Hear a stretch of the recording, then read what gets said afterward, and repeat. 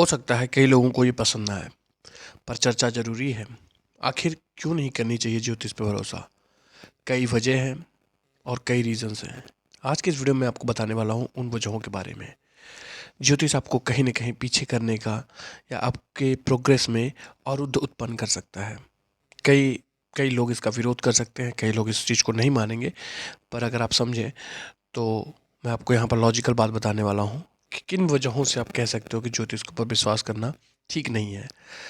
मैं आपको डिटेल इसके बारे में एक-एक चीज़ डिटेल जो है जानकारी दूँगा कि ज्योतिष कहीं न कहीं ज्योतिष के ऊपर भरोसा करना वो आपके लिए हार्मफुल हो सकता है। सबसे पहला बात आती है कि क्या एक ज्योतिष जो है वो एक साइंटिफिक वे है भविष्य के बारे में जानने की?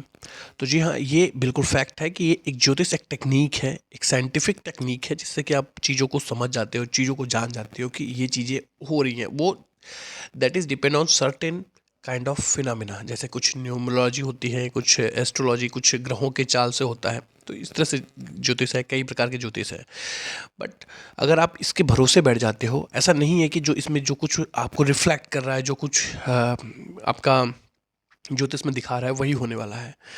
एक ऐतिहासिक बात इसमें आप समझिए कि कई ऐसी ऐतिहासिक घटनाएं हुई हैं जहाँ पर ज्योतिष जो है पूरी तरह से फेल हो चुका है। हाल फिलहाल की बात करें तो कोरोना जैसी महामारी आई।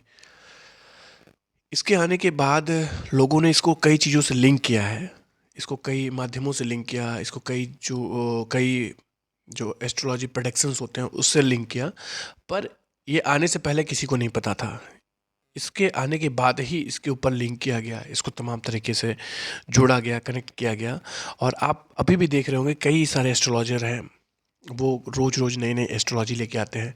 कुछ ना कुछ हर दिन, मतलब वो ऐसा आपको प्रेडिक्ट करते हैं, आपके सामने रखते हैं कि एज इट इज़ ही होगा। पर अगर कुछ लोग जो कि ज्योतिष को बहुत डीप में जानते हैं, कुछ लंबे समय से देख रहे होंगे, तो उन्होंने महसूस किया होगा कि 80 से 90% चीज़ें ऐसी नहीं होती जैसा वो बताते हैं। जिस वे में वो प्रेडिक्ट करते हैं चीज़ों को, वो 80% से 90% चीज़ें नहीं होती हैं। लेकिन अब आप यहाँ पर समझें कुछ घटनाएं घटित होती हैं, उसको वो अपने प्रोडक्शन से लिंक करके बोलते हैं कि जैसा हमने कहा था बिल्कुल एज इट इज़ ऐसा ही हुआ है। पर ऐसा हुआ हुआ नहीं होता है असल में। और हम और आप सभी जानते हैं इस चीज़ को कि जो उन्होंने कहा था और जो एक्चुअल में होता है उसमें, और जो वो कहते हैं उसमें काफ़ी डिफरेंस होता है। लेकिन चूंकि यहाँ पर बात आती है कि उनके उनके द्वारा जो कहे बातें होती हैं वो कहीं न कहीं उसमें कुछ न कुछ लिंक कर लेते हैं, वो उस चीज़ को जोड़ देते हैं। जैसे अगर हमने कहा था कि कहीं कोई कुछ घटना घटने वाली है, तो अगर उसके आस-पास भी कहीं कोई घटना घटी हुई या फिर उस ड्यूरेशन में कोई घटना घटती है, तो वो भी उसको लिंक कर दें कि हमने कहा था ये इस समय ऐसा होगा। पर असल में कहीं कुछ नहीं होता है। और आप ज्योतिष के भरोसे ये अपने भविष्य का निर्धारण भी नहीं कर सकते, इस बात को भी आप समझें। क्योंकि ज्योतिष जो है वो एग्जैक्ट चीज़ें नहीं बताती आपको, वो संभावनाओं के ऊपर चलती है। वो सबसे बड़ा, आप सब कह सकते हो कि एक बहुत बड़ा एक काइंड का, एक प्रकार का वो it's like hide and seek जैसा गेम है कि ये हो भी सकता है, नहीं भी हो सकता है। यानी आप इसको 50% भी आप कोई भी चीज़ होने की 50% भी चांसेस नहीं होती हैं।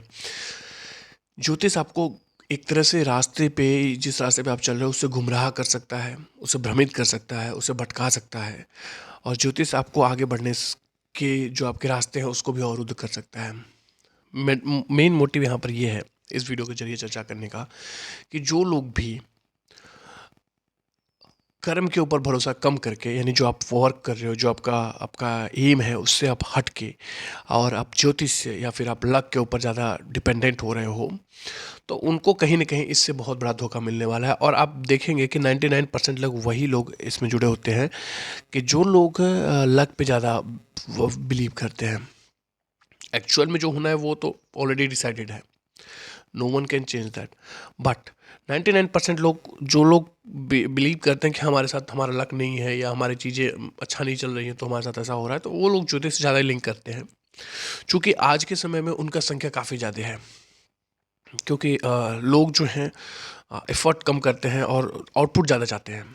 इस वजह से उनकी संख्या जो है बहुत बढ़ती जा रही है आज के समाज में, आज के सोसाइटी में।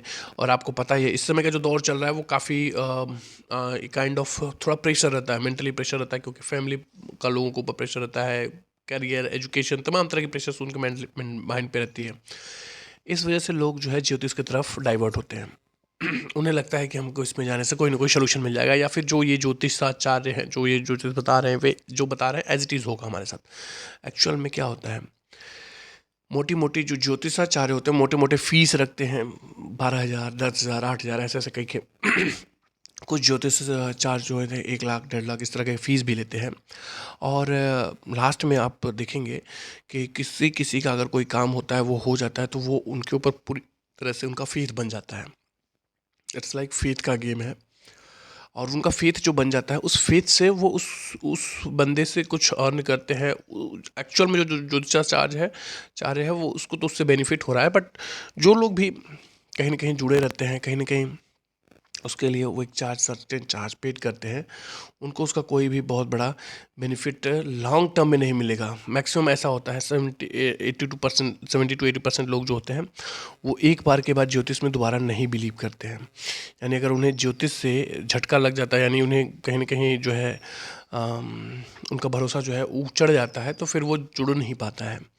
लेकिन फिर एक सर्टेन टाइम बीतता है तो उसके बाद फिर से वो उससे कनेक्ट होने लगते हैं, क्योंकि वो ज्योतिषाचार्य जो होता है वो बदल जाता है। तो ये एक तरह से माइंड का गेम है। आपका जो सिचुएशन है उसे आप ही बेटर बदल सकते हो, ना कि कोई ज्योतिष, ना कोई और दूसरा तरीका है। तमाम तरह के ट्रिक्स बताते हैं ज्योतिषाचार्य, आप यहाँ पर ऐसा करिए, यहाँ पर ऐसा करिए, हाथ में ये पहनिए, वो पहनिए, तमाम तरह की चीज़ें होती हैं। और फ्यूचर के बारे में बहुत कुछ बताते हैं। पर आप इस चीज़ को समझे कि अगर उनके द्वारा कहे हुई चीज़ें ऐसे ही सच होने लगें, तो मैं समझता हूँ कि उन्होंने बहुत पहले ही बता दिया होता कि धरती पे आगे क्या होने वाला है। लेकिन आज भी आप देखेंगे, अगर यूट्यूब की बात की जाए तो यूट्यूब पे तो हर रोज़ दो चार जो ज्योतिषाचार्य हैं वो पैदा हो रहे हैं और अपने अपनी ज्ञान दे रहे हैं। तो कहने का ये तात्पर्य है कि आप लॉजिकल, अगर इसको लॉजिक के बेसिस पे समझें, तो आपको ये समझ में आएगा कि ये पूरी तरह से एक फ्रॉड इंडस्ट्री है। हालांकि इसमें पैसा है, लेकिन उनके लिए है जो इसमें इन्वॉल्व हैं।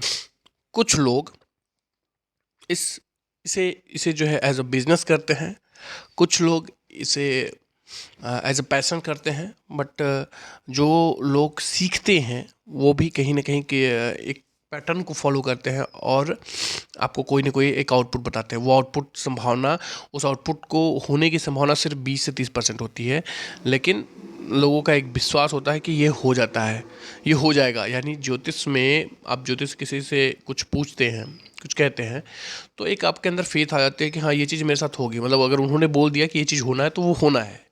ये जो आपको बिलीव होता है ना, ये आपको उस चीज़ को होने में उस चीज़ को, उस घटना को घटित होने में आपका सपोर्ट करती है।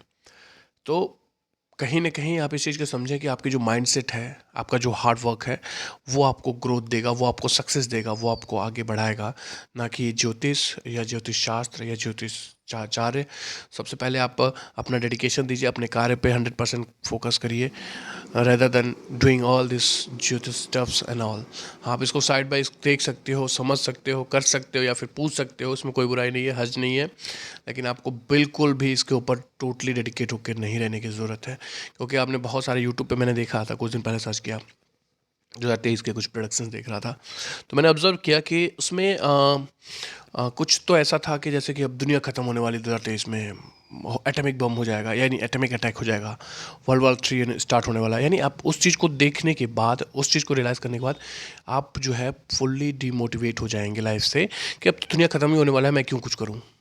एक्चुअल में ऐसा कुछ होगा नहीं। आपका साल बीत जाएगा, 2020 बीत गया, 2021 बीत गया, 2022 बीत गया, 2023 भी बीत जाएगा, लेकिन आपके माइंड में जो है एक एक एक स्लोनेस आ जाएगा। अगर आप उन सब चीज़ों को विश्वास कर लेते हो तो you will not be able to growth, you will not be able to move forward, क्योंकि वो कहीं ना कहीं वो इट्स लाइक ब्रेकर, आपका ब्रेकर है, वो आपको रोक रहा है। कोई भी चीज़ हम देखते हैं, हमारी ह्यूमन टेंडेंसी होती है कि हम उसको लॉजिक बेसिस पे जाते हैं। यानी हम अगर चीज़ों को समझेंगे तो हम सिर्फ ब्लाइंडली फेथ नहीं करते, हम इंसान सोचते हैं। जब हम उसे सोचेंगे, हम उसे करना चाहेंगे और हम उसे आगे बढ़ेंगे, तो हमको बिल्कुल भी वो आगे नहीं बढ़ने देगा। यानी वो कहीं ना कहीं हमारे टांग को पकड़ के खींच रहा है। वो कहीं ना कहीं आपके लाइफ में, आपके करियर के पाथ में, या फिर आप जो कुछ भी हासिल करना चाहते हो उसके ऊपर ये एक ब्रेकर बन रहा है। ऐसा भी होता है कई बार कि हम लोग कई बार किसी चीज़ को लिए एफर्ट डालते हैं, यानी काफ़ी हार्ड वर्क करता है बंदा, उसके बाद भी उससे कुछ नहीं मिलता है, तो वो हम लोग बोलते हैं कि यार हमारा लक नहीं था।